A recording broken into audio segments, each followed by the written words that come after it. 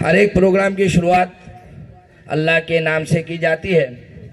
इसी तरह मैं भी आज अपने प्रोग्राम की इब्तिदा शुरुआत अल्लाह के नाम से कर रहे हैं। इस्लाहे आलम का बस अब सामान होना चाहिए। इस्लाहे आलम का बस अब सामान होना चाहिए। सबका दस्तूर अमल कुरान होना चाहिए। यही है आरज़ू कुरान आम हो जाए। यही है आरज़ू कुरान आम हो जाए। हर एक परचम से बुलंद परचम इस्लाम हो जाए। इस अशार के साथ मैं मोहम्मद अहमद को दावत देता हूँ कि वो आएंगे और कुरान पाक की तिलावत पेश करेंगे। मोहम्मद अहमद।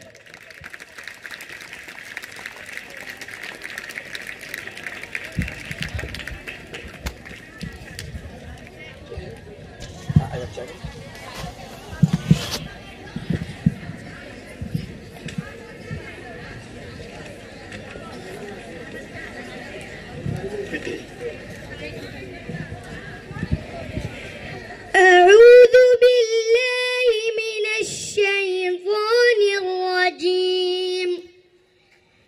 بسم الله الرحمن الرحيم. أقم الصلاة لدلوك الشمس إلى غسق الليل وقرآن الفجر إن قرآن الفجر كان مشهودا ومن الليل فتهجد به نافلة لك عسى أن يبعثك ربك مقاما محمودا وقل رب أدخلني مدخل صدق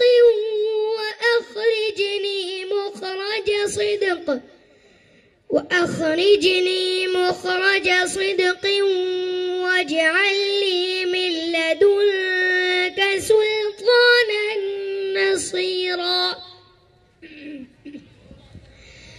وقل جاء الحق وزهق الباطل إن الباطل كان زهوقا وننزل من القرآن ما هو شفاء ورحمة للمؤمنين ولا يزيد الظالمين إلا خسارا وإذا أنعمنا على الإنسان أعرض ونأى بجانبه وإذا